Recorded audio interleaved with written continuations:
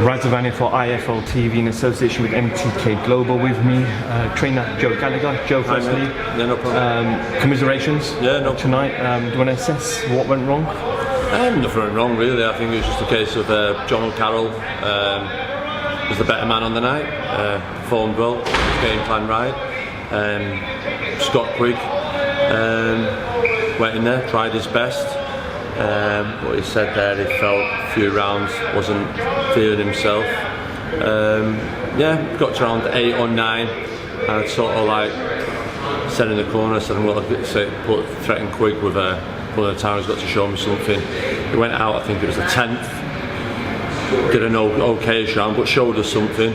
But then in the 11th, then he started getting tagged a bit too, and I just like threw the towel. And then you got to understand with Scott, he'd been out of the ring 18 months, not making excuses, but thought warm up into it. First round, then second round he got a little bit better, but it just wasn't happening for him. And then after saying I'm got threatened to pull, he showed me something, but it wasn't enough. And John O'Carroll was well ahead then, and we knew Scott was the bigger puncher. You got to remember, amazing boxing comebacks. I've always come back from that point of no return or brink, but I just thought Scott, there was no coming back from that then, and I'd give him every chance to turn it around, and he couldn't do it, so threw the towel. We know Scott obviously left to go America and train out there for a while. When he came back to you, did you kind of gel straight away? Because you had many years with each other. But it was just like straight back into it. And obviously, a couple of weeks ago, we saw Deontay Wilder, a towel was thrown by Mark.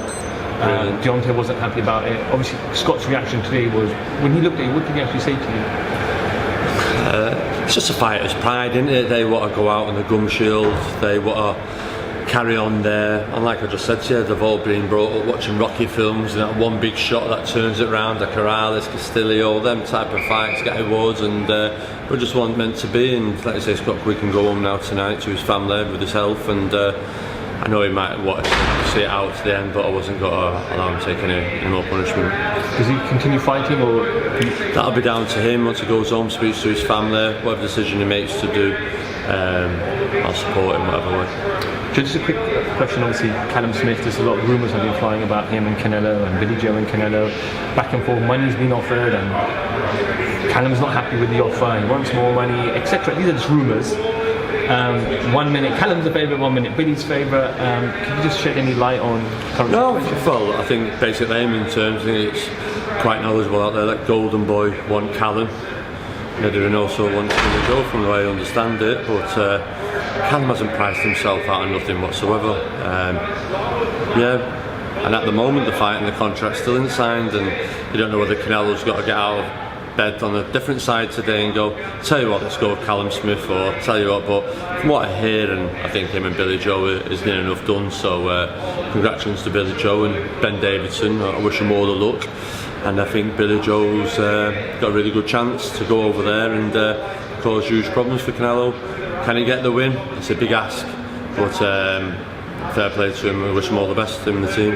You know, when you were out in the States, I can't remember which state you were actually in, America, but I don't know which state, you spoke to Canelo's coach. Also. What was that conversation like? It was very good.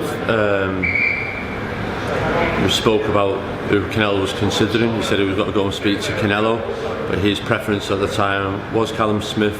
Shook hands and said he'd try and get the Callum Smith, so that's it. But for whatever reasons, you've got the Zone, you've got Golden Boy, you've got lots of people involved in the mix, so there's board decisions to be made and whatever, do you know what I mean? So that's it. Listen, could be here talking tomorrow and Callum's got it, you just don't know, do you? But that's how it is.